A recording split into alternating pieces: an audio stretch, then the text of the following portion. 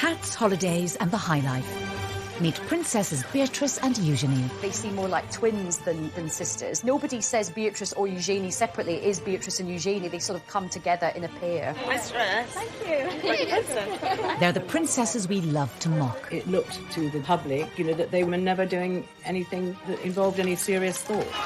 Their parents, Fergie and Andrew, have brought shame and scandal on their daughters. Good embarrassment, sir. They've done so many things which are almost unbelievably stupid that inevitably the daughters are dragged in. I let the side down.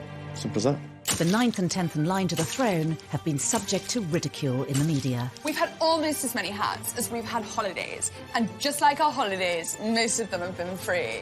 Beatrice was widely mocked for her Philip Tracy hat, which was compared from everything from a pretzel to a Lucy. They've been accused of extravagance and privilege. Beatrice famously had about 15 holidays in a year in which she was supposed to be working. And Eugenie definitely got herself a bit of a reputation as a party princess. We've had to learn some lessons the hard way. But how much do we really know about them? A lot of people don't realise that they don't get any money formally from the state. Tonight, using rarely seen footage and in their own words, we reveal the truth about these much maligned princesses. Growing up in the public eye means that every embarrassing, slightly awkward growth spurt or hilarious fashion moment are published around the world. Now happily married and with the birth of a baby boy for Eugenie, we ask whether they've finally managed to free themselves from their parents' controversial shadows. I think there is a lot about the York sisters to be celebrated. Are they pampered princesses? I don't think they are at all. I think they're the reverse.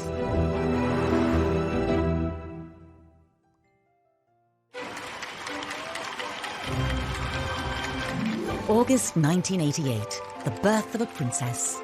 A first child for Prince Andrew and Sarah Ferguson. There was huge euphoria. Everyone was just delighted that there was another royal baby, and they came out of the hospital and posed outside.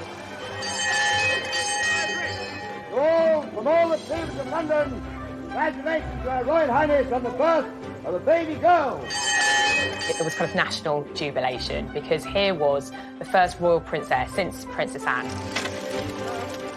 Princess Beatrice Elizabeth Mary, blissfully unaware of tradition or ceremonial, took over the proceedings. She was startlingly well behaved, but she did seem to have a sense of occasion.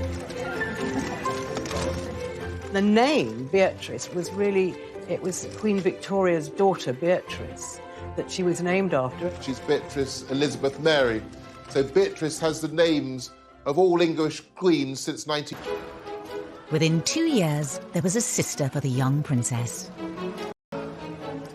Princess Eugenie arrived 19 months after her sister Beatrice in the March of 1990. The Duchess emerged from the Portland Hospital, ready to give the world a first glimpse of a new royal baby.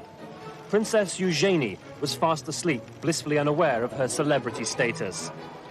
I think everyone was still wishing the Yorks well, and this was an exciting new addition for the family, even if people weren't quite sure how to pronounce Eugenie's name.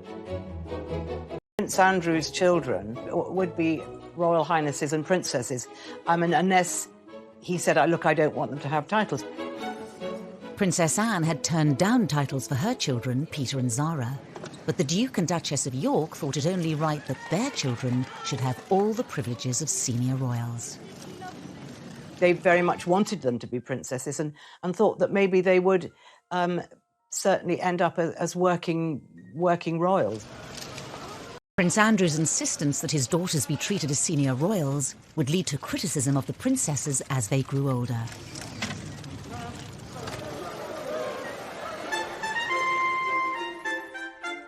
But to really understand the attacks on Beatrice and Eugenie, you have to go back to the marriage of their parents. It was very much the fairy tale, and I think the British public bought into it.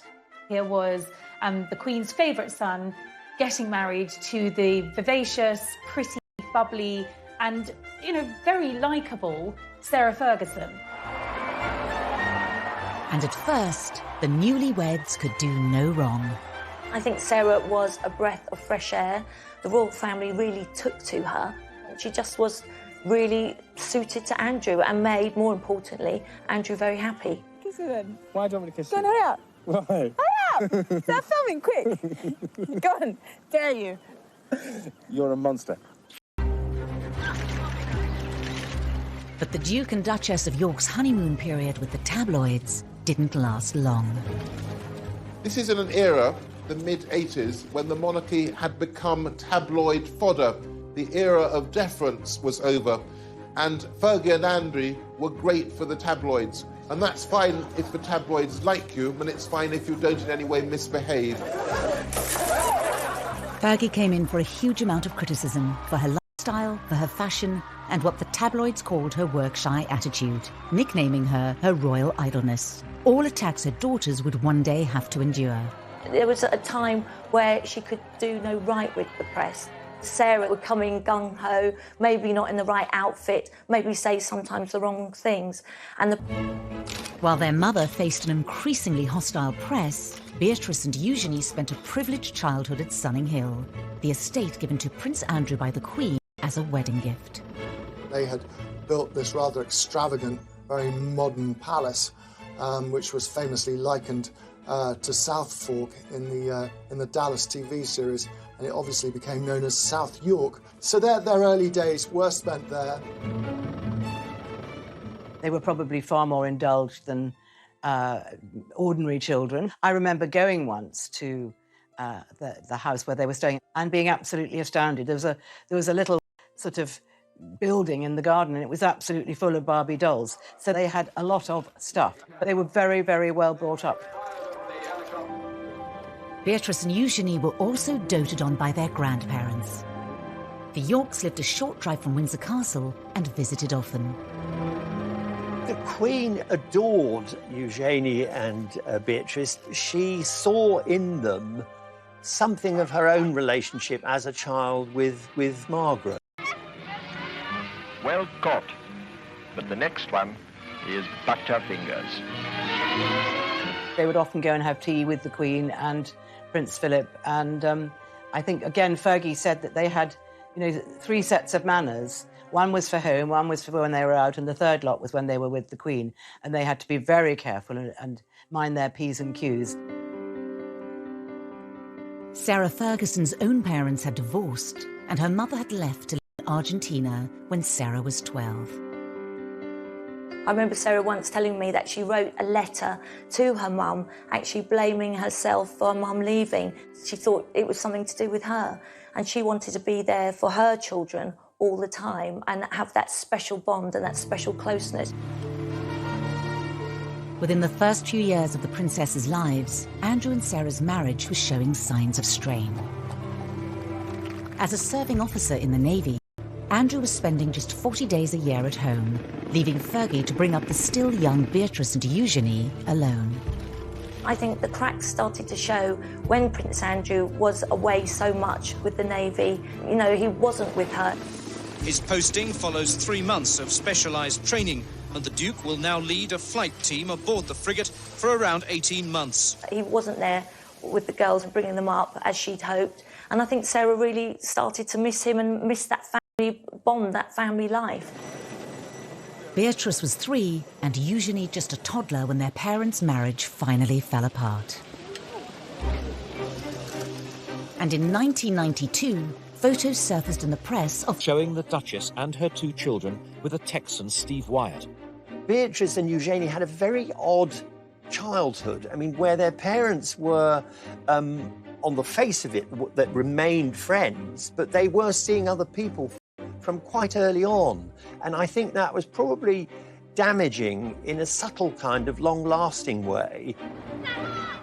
In March 1992, the Duke and Duchess of York announced that their marriage was over.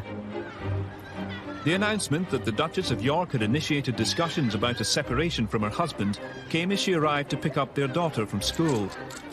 It's always very difficult for children to see their parents split up. And I think perhaps the Queen even felt more maternal towards them, and that they'd had a very hard time. 5 months after the York separation, Sarah Ferguson was photographed by the press with another man, John Bryant. Yet again, Beatrice and Eugenie were with her. Fergie and the children were round the pool, and she was topless, and John Brown was kissing her toes.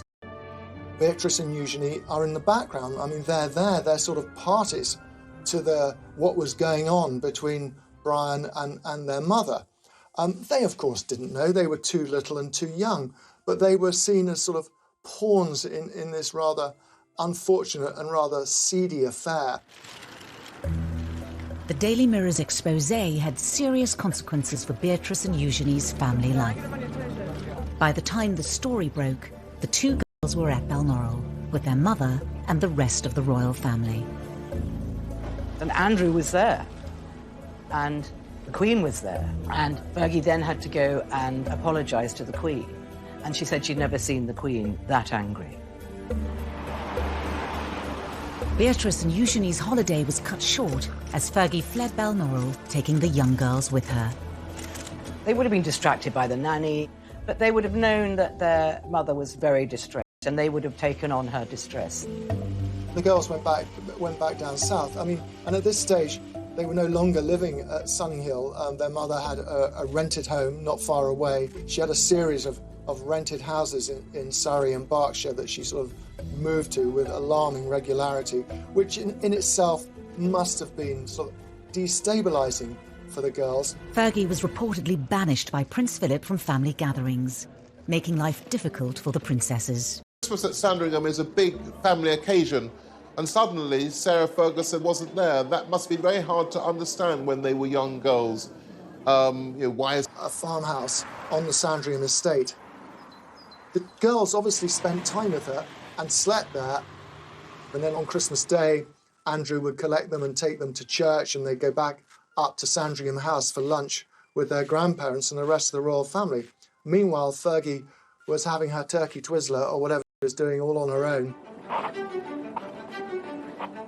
Despite the split, Prince Andrew and Sarah Ferguson were determined to do the best they could for their children. Andrew and Sarah obviously had separated, but they were very much kind of co-parenting, very much a united family unit. It was more than just a united front for sports days. I mean, you would expect that for school events. But it went far beyond that. I mean, they were going on holiday together. It meant there was a lot of continuity and reassurance for Beatrice and Eugenie that their parents were still very much part of their lives. Despite their best efforts, Andrew and Sarah's marital problems created major upheaval for Beatrice and Eugenie.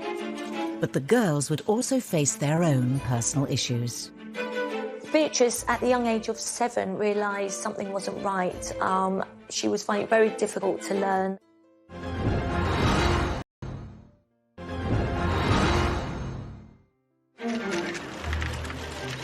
Beatrice was 7 years old and Eugenie 6 when their parents' divorce was finalised in 1996. Needing to pay off debts of more than £1 million, their mother took work in the United States.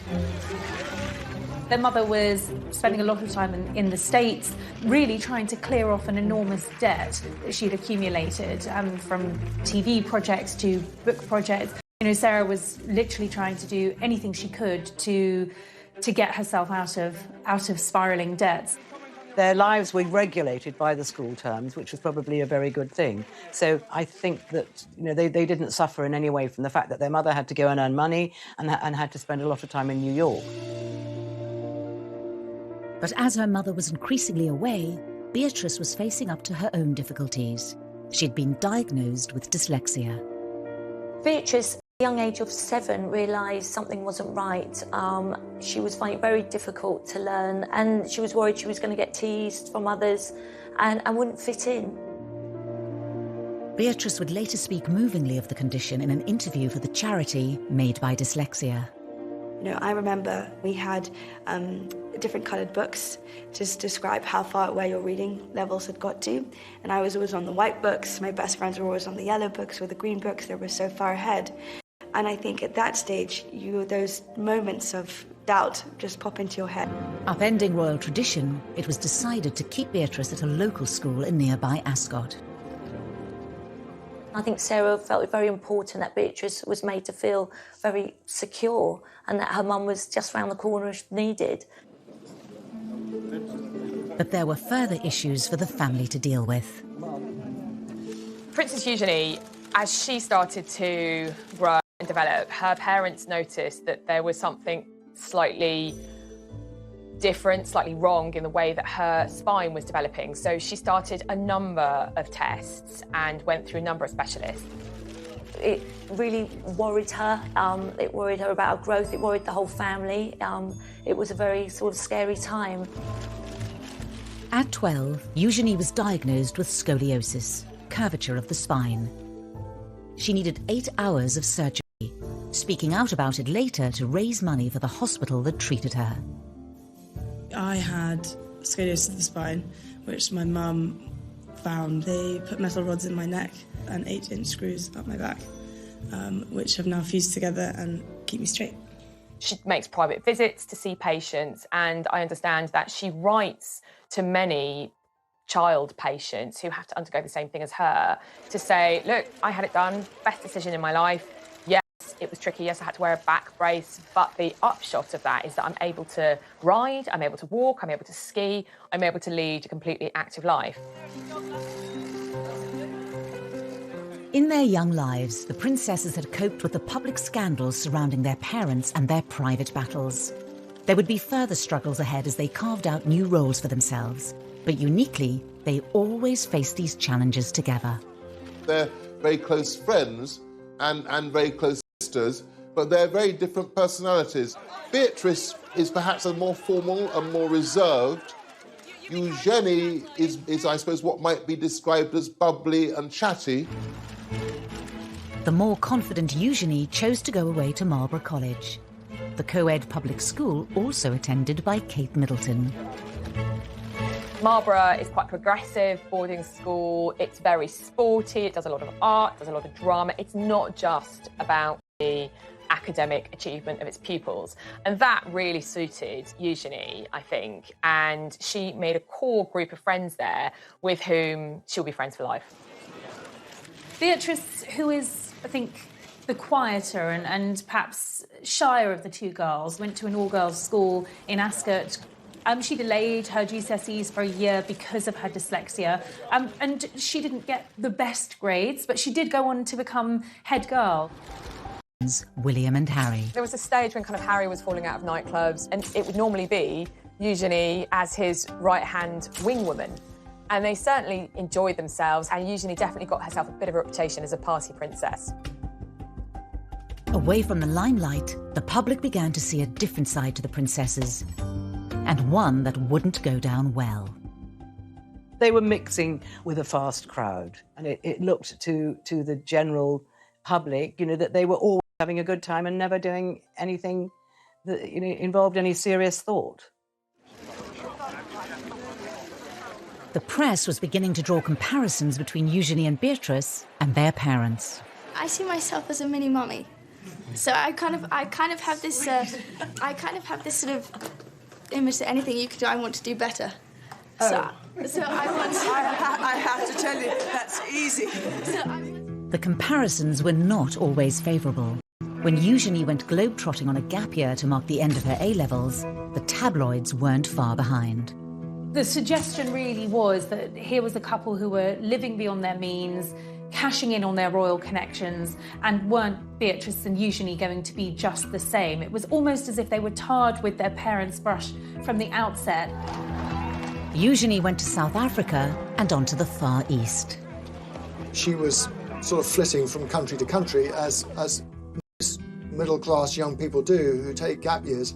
But of course, she was accompanied by police bodyguards, and that meant we, the taxpayers, were paying for policemen to accompany her to the fleshpots of the world. The taxpayers' share of the bill added to the reported £500,000 already spent on the princess's protection each year. Prince Charles decided, as they would not likely to be very senior royals, that this was too much for the public to pay, so he stopped that. Prince Andrew was so angry that he wrote a note to the Queen saying that he wanted them to be considered as proper royals and he did not want the protection officers to leave them. Usually the Queen gave in to him. She had this huge soft spot for him and he could persuade her to his way, but this time she refused. Written off as pampered princesses, Eugenie and Beatrice tried to keep a low profile. And in 2010, the sisters, now just 20 and 21, found themselves embroiled in another of their mother's scandals. She was caught on camera, essentially selling access to her husband and to someone who she believed was a... And when you can, to me, open doors. New Prince Andrew? Yeah. Is that a deal? Yeah. It was a nightmare for Sarah Ferguson. It was a nightmare for her children. It was just a sort of a nightmare for everyone. Beatrice was with her mother when the phone call came, warning them that the news of the world was publishing the exposé. Beatrice, who was at a party held by Naomi Campbell, the model, just kept asking her mother, how did this happen? You know, and they left the party immediately, effectively went into hiding, knowing that once again, her mother's reputation was about to be completely trashed. Beatrix admitted that she spent several days crying when one of her friends went and stayed with her overnight for 2 days because she was so traumatised and so unhappy. Her anger was directed at the press. And just as they have done throughout their lives, Beatrice and Eugenie leapt to the defence of their mother. They called themselves the tripod, and that's exactly what they were. They leaned on each other, they depended on one another, they were absolutely a unit, and nothing was going to come between them. Over the coming years, it would be the turn of Sarah Ferguson to defend her daughters against their critics. People have been so brutal to them, particularly in the press, about how they look. And Sarah spoke to the editor at the time and she said, look, you just back off. It's not fair.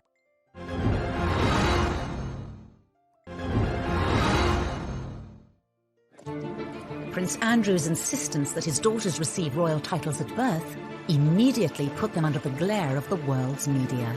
As young girls growing up, Beatrice and Eugenie had less of a place in the spotlight than William and Harry, but there was still a lot of press interest in Beatrice and Eugenie. This, along with the scandals and embarrassments that have engulfed their parents, has meant that Beatrice and Eugenie have also been in the firing line. The whole family is seen as a soft target because the parents particularly have made so many, mistakes is being generous, that inevitably the daughters are dragged in.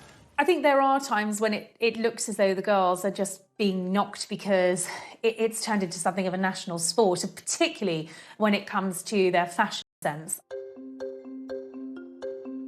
The two princesses have become renowned for their bold designer outfits. People have been so brutal to them, particularly in the press, about how they look, which is just so old-fashioned and sort of sexist in this day and age.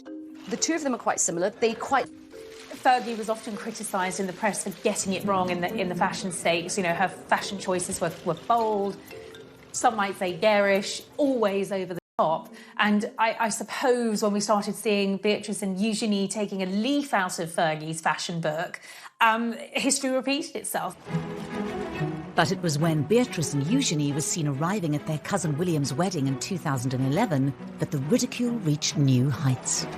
I don't think they will ever live down the outfits that they wore to the royal wedding. Sarah had paid a fortune to have them styled for the wedding day so that they looked the part. Beatrice's choice of hairwear instantly created a national debate. Beatrice was widely mocked for her Philip Tracy hat, which was compared from everything from a pretzel to a loo seat. She became a meme instantly. There were lots of jokes going around that it was like a television aerial. This hat was like another guest. It was like the most talked about guest at Kate and William's wedding. Within hours of the wedding, the silk fascinator, costing around £2,000, had earned its own Facebook page, and hundreds of photoshopped images of the headpiece were shared online. It did get the headlines, maybe for the wrong reasons, but they're very confident, and I think they have this wonderful knack of just, laughing it off. The princesses used a charity speech to showcase their positive attitudes. Growing up in the public eye means that every embarrassing, slightly awkward growth spurt or hilarious fashion moment are published around the world. Together We have laughed, together we have cried. Ultimately, though, together we fueled each other's sense of humour. Beatrice actually did something very clever. She turned the thing around brilliantly by auctioning the offending fascinator. It raised £81,000 for charity, which she got a lot of good publicity for that. And it showed that, unlike her parents, there are times when Beatrice is quick on her feet. The princess's love of headwear became infamous and was mocked by the critically acclaimed Channel 4 show, The Windsors. If there's one thing we're famous for, it's our... holidays. Yeah. Has. So basically, this is just like a small selection of some of the incredible fascinators that I've got.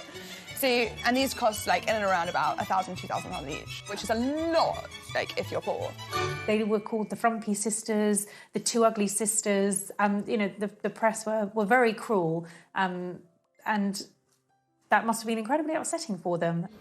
In 2018, the princesses opened up about how the scrutiny has at times taken its toll, particularly after one royal engagement. They spent an hour or two in Buckingham Palace meeting dozens and dozens of people, doing the royal job, and admitted that they were both in tears and trying to comfort each other because they felt they'd been so badly treated. Even Beatrice's weight was criticised when she was just 19, proving once again that life in the spotlight came with serious downsides. Beatrice was pictured on a beach in a bikini, and those pictures were published in all of the newspapers.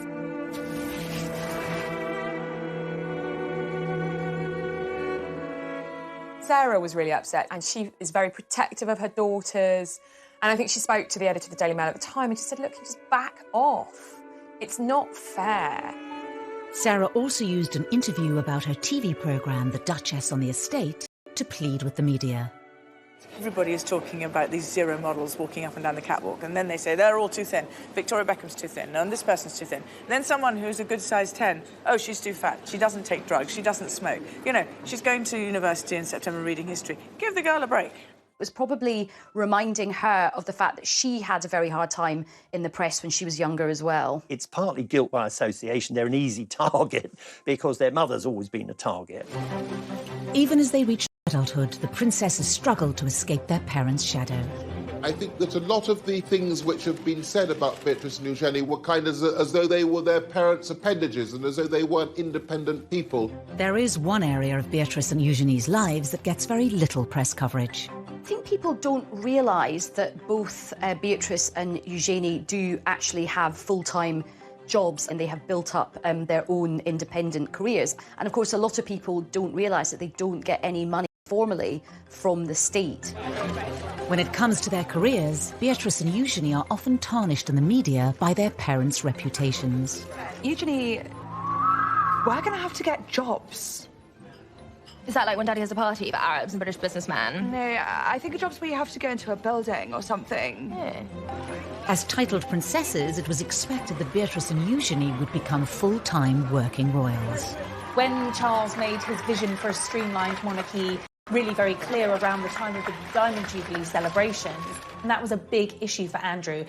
His view was that they had the HRH titles, therefore they are blood princesses, therefore they should be full-time working members of the royal family. It didn't pan out that way, and that definitely caused tensions between the royal brothers, Charles and Andrew. For Beatrice and Eugenie, the dilemma of being non-working royals who have princess titles lies at the heart of many of the issues they have to grapple with. For two members of the royal family who are as close as Eugenie and Beatrice to being core members, it is unusual to be working. They wanted to go out and get jobs, but it did take a while for them to get to that position. When they left university, came back from their gap year, you know, they were still living very much within the protective bubble of the palace. In 2011, Beatrice graduated university with a 2:1. After a year working in New York, she embarked on her current career in the tech industry, splitting her time between the UK and America. They've both actually done incredibly well. Beatrice is the Vice President of Strategies and Partnerships at an artificial intelligence agency, so she's really quite senior in the tech world. Eugenie followed in the footsteps of Beatrice. After also graduating with a 2:1 in 2012, she too moved to New York, but embarked on a very different career path to her sister. Eugenie has Seemingly always been interested in the arts, and she went to New York and worked for an online art business. Eugenie had also begun a relationship with her future husband, Jack Brooksbank, who she'd met on a ski trip. After dating long distance for 2 years, Eugenie returned to London in 2015. And then she came back and got an amazing job with a huge international art dealers called Hauser & Wirth in Mayfair. With careers outside the monarchy, Beatrice and Eugenie have gained experience that's out of reach for many of their royal relatives. They have one foot in the royal family because they still go to events with core members of the family, and they have one foot in the real world. They do it because they want to work and they're very grounded and they like being around normal people. Distancing themselves from their parents' reputations for failed money-making ventures, the girls forged more stable paths. But as members of one of the most famous families in the world, how normal can their lives really be? They do come back for things like Drooping the Colour and the garden parties in Buckingham Palace. And they do need someone who will understand that they can't be there 9 to 5, 5 days a week. Part of the reason that they have been employed is because of their network. It's because they're Princess Beatrice and Princess Eugenie, and they are styled as such. They kind of get the best of both worlds because they get to earn their own money, but they also still enjoy privileges of being princesses. We know that in the first year of working in their jobs, they had numerous holidays. They're not clocking in and clocking out, as it were. Beatrice and Eugenie certainly benefit from their royal privilege, and their HRH titles mean their every move is of public interest and open to scrutiny. The princess's jet-setting lifestyles made headlines once again in 2015. Beatrice famously had about 15 holidays in a year in which she was supposed to be working, and then was horrified when, this was criticised. She clearly thinks this is her private life. If her employer is happy, then that's absolutely fine. And the same applies to Eugenie. The princesses had clearly inherited Andrew and Sarah's love of the high life, and although not paid for by the state, the many holidays fueled their reputations as pampered princesses. Clearly somebody had a word and made it very clear that there needed to be some settling down. Otherwise, this really was risking damaging the reputation of the monarchy. The princesses showed they were able to respond to public perception in their speech with the charity We. As young working women in the public eye, we've had to learn some lessons the hard way. In many ways, we are grateful for that, in hindsight, naturally. As royals, they also carry out public duties too. Beatrice and Eugenie are patrons of a wide range of charities. In the same way that Sarah has always used her public profile to promote charitable causes, Beatrice and Eugenie have both been very active in the charity world and have chosen charities that are meaningful and relevant to them. So Beatrice has aligned herself with children's charities with a focus on education and the dyslexia charity that she works closely with. I really see the work that we're doing, raising awareness around dyslexia, as a true pillar to stand up the concept of reimagining education. Beatrice ran in the London Marathon in aid of charity, the first member of the royal family to do so in 2010. Really excited. I'm desperate to get to the start line. I'm desperate to get going. Eugenie has most recently focused on anti-slavery and empowering women. She went on to become the patron of the National Orthopaedic Hospital, where she had been treated for scoliosis when she was 12. Today, I'm so lucky to get to work with and support other young women who are going through the same thing. To encourage them to not let their diagnosis win, to live fearlessly too. Despite their dedication, their charitable efforts are often overlooked in the press. There's far too much focus on perhaps some of the outfits that they've been wearing or what they're getting up to in their private lives. And because there has been so much scandal associated with their parents, that has slightly overshadowed the good work that they have done themselves as individuals. I think in terms of their public conduct, they see the mistakes that both of their parents have made. So I think Beatrice and Eugenie have learnt from this. They've given very few rather short interviews, normally about something very specific, often a charity involvement. They want to live quiet lives below the radar, the antithesis of the lives that their parents have lived. That desire to largely remain out of the public eye is all well and good, but when it comes to royal romances, It was Eugenie trying to compete in glamour with Harry and Meghan's weddings, but this is someone who's ostensibly an ordinary working person.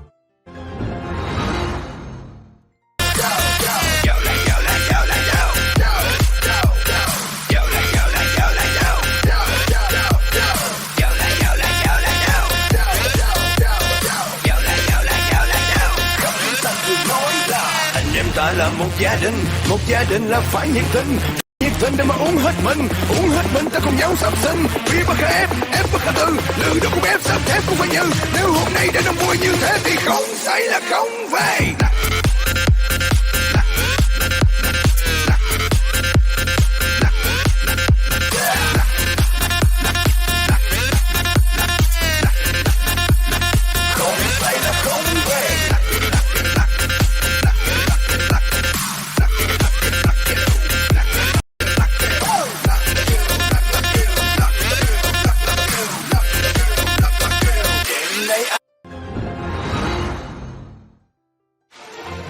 The world's media love a royal romance.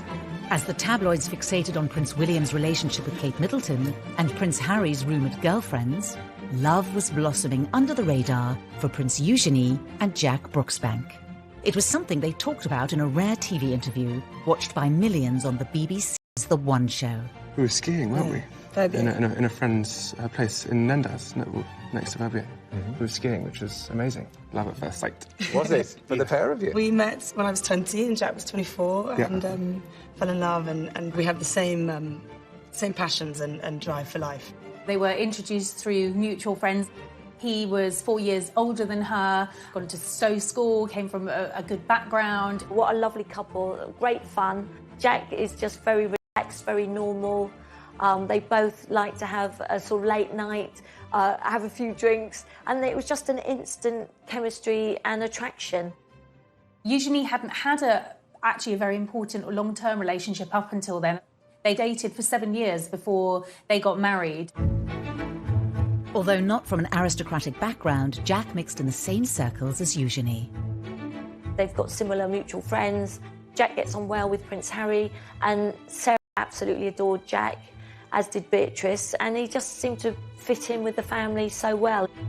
When they met, Jack was working at Mahiki nightclub, where Eugenie enjoyed nights out with Beatrice and her cousin Harry.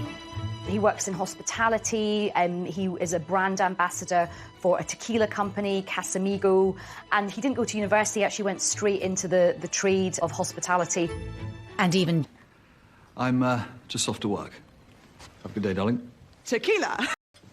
Shot! Eugenie and Jack announced their engagement in 2018.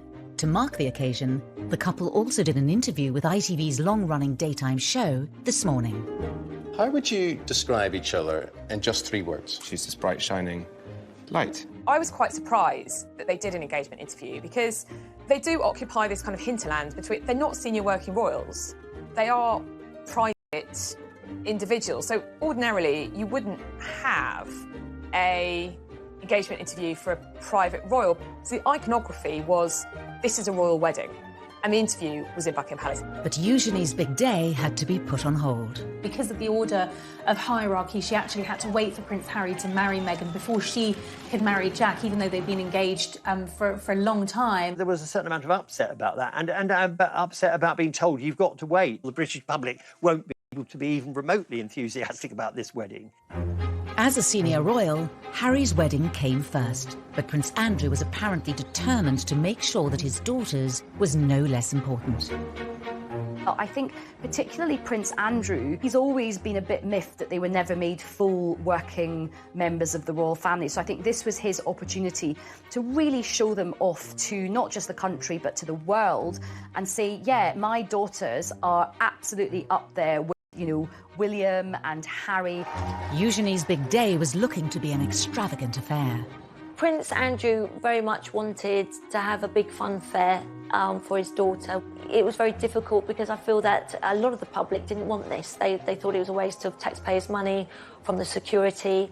They aren't senior royals, so why should they have the same as Prince William and Prince Harry? And a lot of it, of course, revolved around Prince Andrew, whose reputation was sinking fast. by this stage, and it was seen as sort of him being too excessive.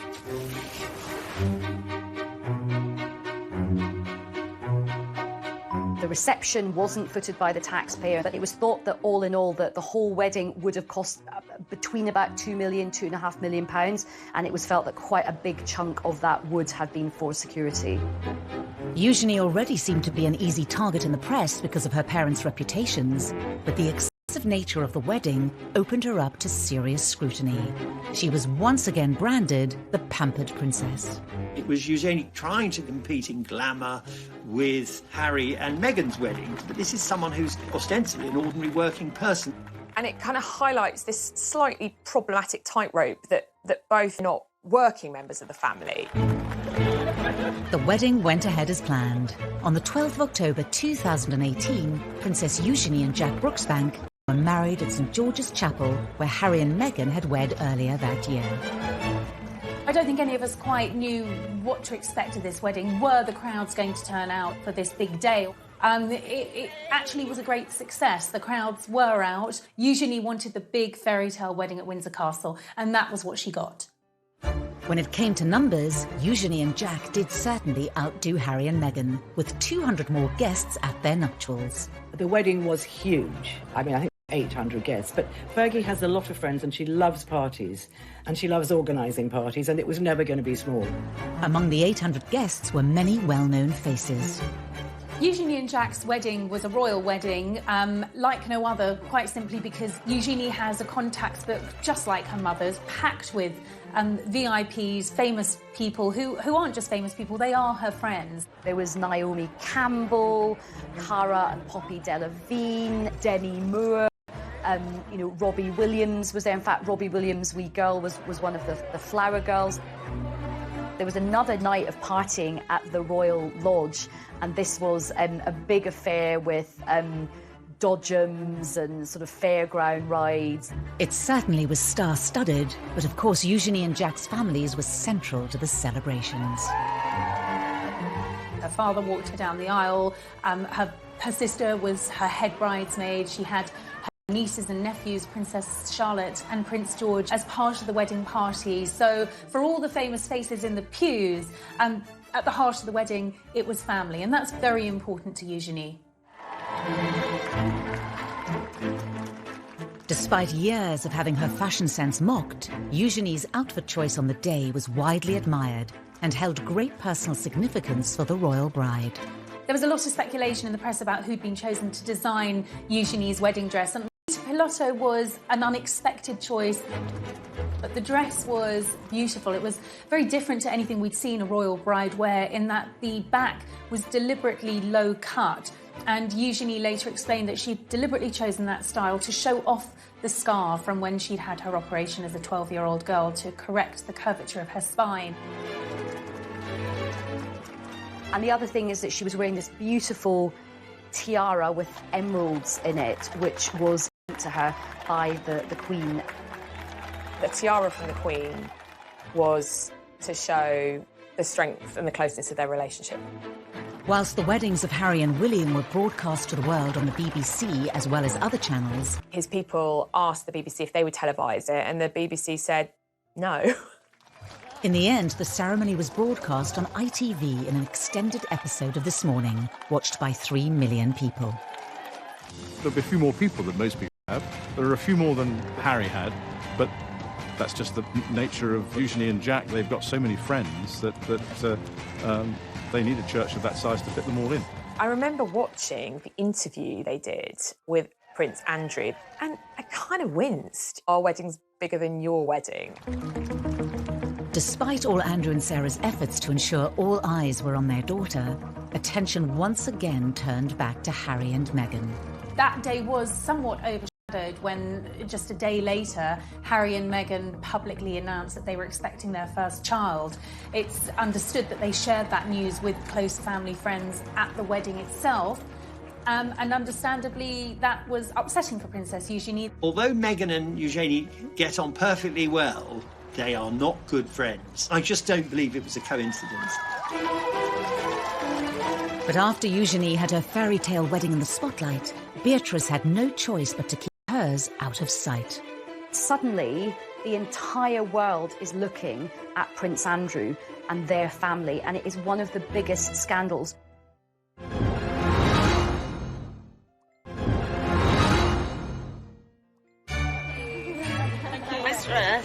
Before Eugenie's marriage in October 2018, many had expected that older sister Beatrice would have been the first to walk down the aisle with long-term boyfriend Dave Clark.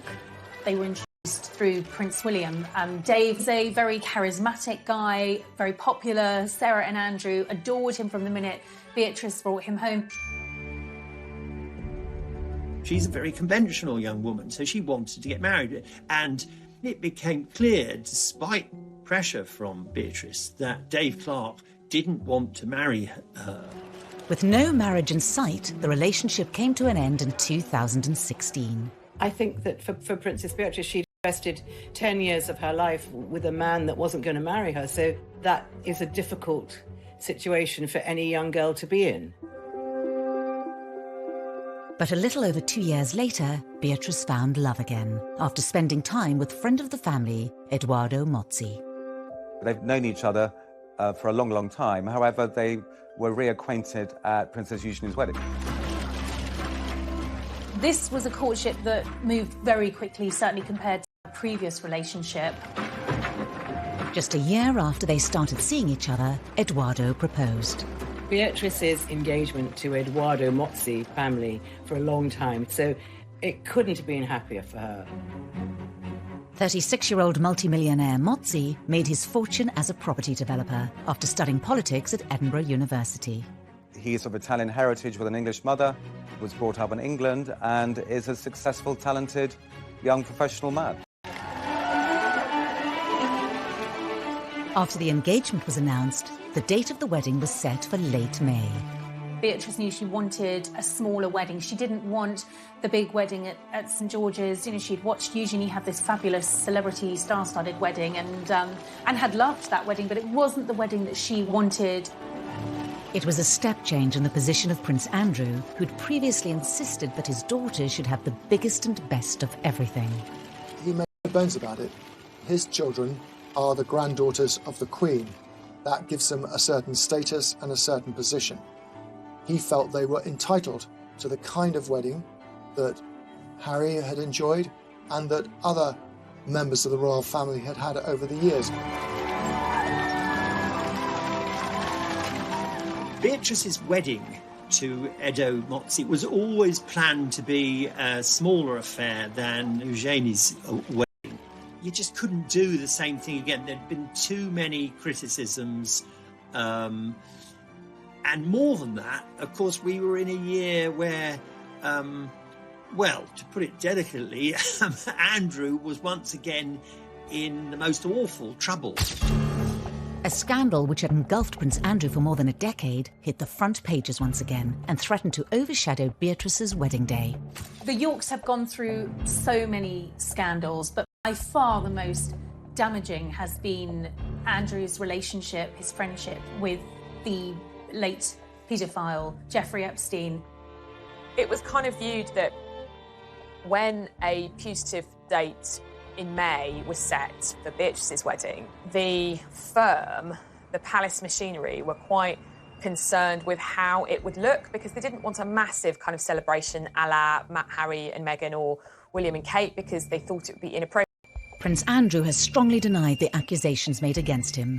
In an attempt to draw a line under the affair and clear his name, he agreed to do a rare interview with the BBC inside Buckingham Palace. The Newsnight interview, which apparently Beatrice got slightly involved with because she thought they could sort it out.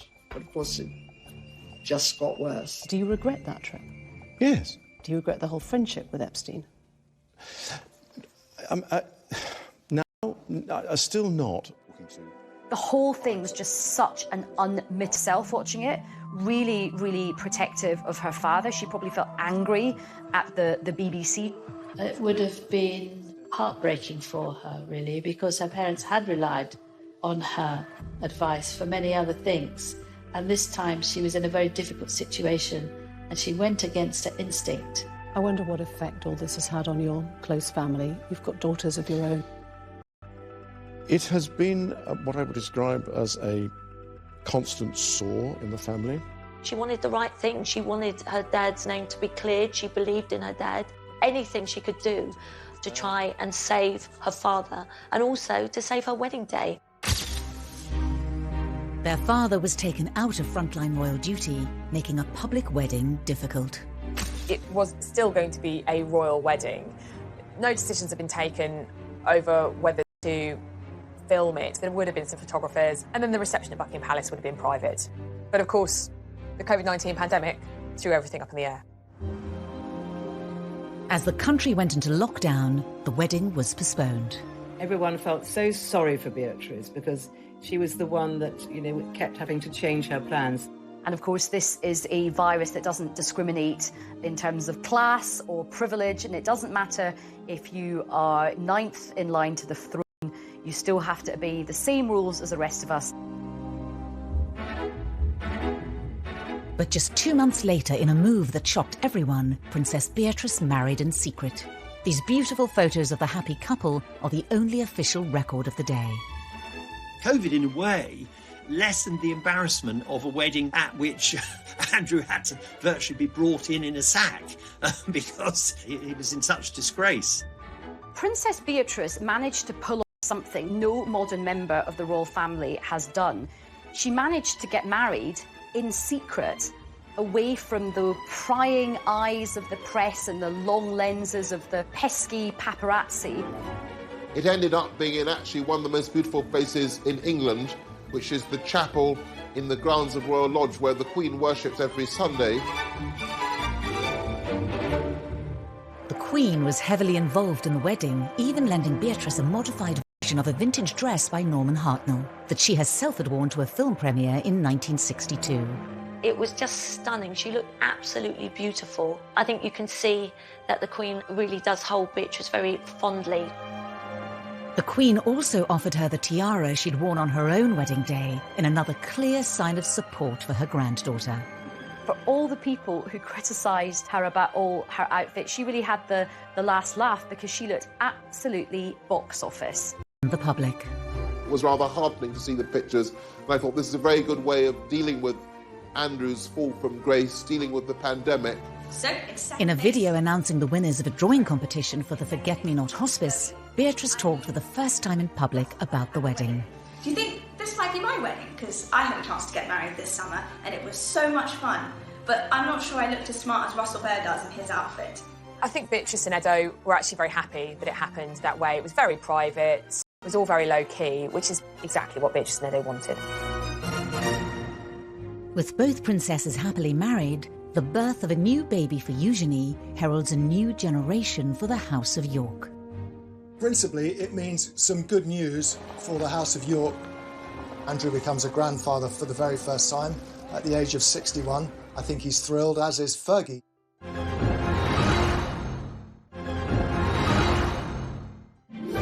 On February 9th, 2021, the palace announced the birth of Princess Eugenie and Jack's first baby, a boy.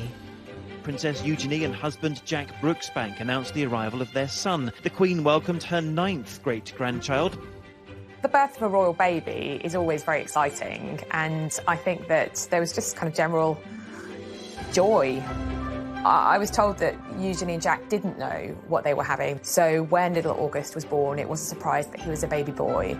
In a break with tradition, Eugenie and Jack chose not to have a photo call on the hospital steps. Instead, they posted a photo of themselves on her Instagram page, holding their new baby boy. Royal babies, when they're first presented for their inaugural photo call, because that's what happens with a royal baby, they're usually swaddled up in a white blanket, something neutral. Drop the bass.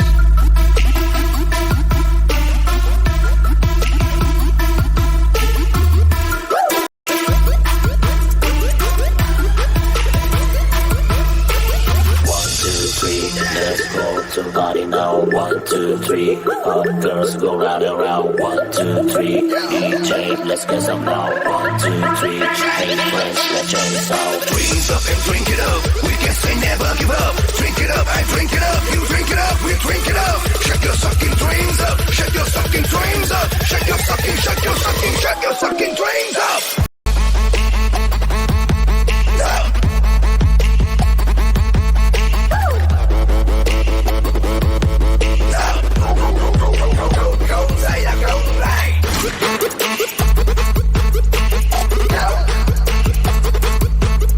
that Eugenie and Jack chose a blue blanket. Blue for a boy seems entirely appropriate, but it was a slight break with tradition.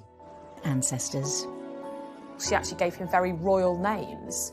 August is after Prince Albert, the husband of Queen Victoria, and Hawke is after Jack's great-great-great-great-grandfather. Philip, of course, after Eugenie's grandfather. Unlike his mother, Princess Eugenie, August will not have a royal title, and the chances of him ever becoming king are extremely remote. Eugenie's new baby will be number 11 in the royal line of succession. Unfortunately, he won't remain there long, because once Prince Harry and Meghan give birth to their second child, August will bump down to number 12. Up until the birth, both York sisters continued their work with the charities of which they're patrons, even under lockdown, hosting an awards evening over the internet for the Teenage Cancer Trust. We wanted to let you all know that you're not all nominees, you're all winners. I think we can see the great work these girls do, that even with this pandemic that we're all in, it was so amazing and so special for those that were winning these awards. So thank you so much for sharing today and for doing all that you can to support young people and Teenage Cancer Trust. They've tried to tell people their own ways of managing very difficult things and also to, I think, inspire them. Beatrice has been an ambassador for the Forget-Me-Not Children's Hospice for more than 8 years, and during isolation sent a heartfelt message of encouragement to the young people and families who were supported by the charity. I know that this is an incredibly challenging time, especially for those living in isolation, not receiving that face-to-face support, which is delivered by the incredible nurses and staff at the hospice. Between them, the sisters are patrons and ambassadors to over 17 charities, which they support in their spare time alongside their full-time jobs. This dedication appears in stark contrast to their portrayal as spoilt and brash princesses in the media. So they may have had criticism because people didn't like their hats, which is fairly absurd. They see themselves as having a duty to the Queen to be good princesses for the rest of their lives and to do great charitable work and support the country and the Queen. I don't ever hear anything unpleasant about them. Everybody that meets them says how charming they are, which is really nice. And nice for Fergie too, because it means at least she's done something right. Throughout the scandals and deep embarrassments, the York princesses have remained loyal to their disgraced parents. Prince Andrew and Sarah have the most amazing relationship. It was one of the happiest divorces I've ever known. And they get on so well, and they even live together. Their parents are always in the papers, usually. The girls have been tarred by the same brush. I think they've been in a very difficult position. They have had the burden of the HRH title whilst trying to create independent lives themselves. I think sometimes it might be nice to see them celebrated for some of the good things that they do. We're working on it. Thank you for talking to us. Thank you. So it's as if everyone's waiting for them to make a bigger blunder. You know, the parents have been a godsend to the newspapers for 30 years. You just have to wait, and they'll do something even worse than the last thing that they did. But I don't think the daughters will do that. The York family have created their own sort of fortress against all the sort of slings and arrows that have been thrown at them. And I suspect that Beatrice and Eugenie just get on with their lives. And I think now that they're married, they've got so many other things going on that they're able to do this. Both women want to have a happy marriage that, frankly, their parents didn't have. They don't want to go through what their parents went through in the spotlight. They want to live quiet lives below the radar, the antithesis of the lives that their parents have lived. Beatrice and Eugenie have worked hard to balance two very different lifestyles and carve out a modern role for themselves in the royal family, something that other members have been unable to achieve. I think actually that Beatrice and Eugenie have been very successful in combining their royal persona with their ordinary working persona. And they seem to have kind of struck the right note with that. I think that both of them are able to be in the modern world and are both able to bridge the world and the occasional formality of the royal family with the modern world of work. With Prince Andrew and Prince Harry both taking a step back from frontline royal duties, could a more prominent role for the royal princesses beckon? We've lost Harry and Meghan from the royal firmament. Prince Philip's retired. Andrew, he's never going to come back to full-time royal duty. So effectively, you've lost 4 senior members of the family: Philip, Andrew, Meghan and Harry. That does leave a void. So it may be that one or both of these daughters start to play a bigger part. The Duke and Duchess of Cambridge have done a brilliant job, but they can't do everything. Nobody can be everywhere. If Beatrice and Eugenie do step up to fill the royal gap, will they be able to change the way we all see them? Are they pampered princesses? I don't think they are at all. I think they're the reverse. They've had to deal with a lot of criticism. You can certainly detect a softening in the attitude of the newspapers to Beatrice and Eugenie. That 2 daughters who haven't really done anything wrong should be pilloried. The girls have definitely won over the public. I think that the public are definitely looking at them with different eyes. The road has sometimes been a bumpy one, but they are married, they are really free, I think, from their parents now in a way that they haven't really been up until now. They are financially independent, they are living their own lives. And I think there is a lot about the York sisters to be celebrated.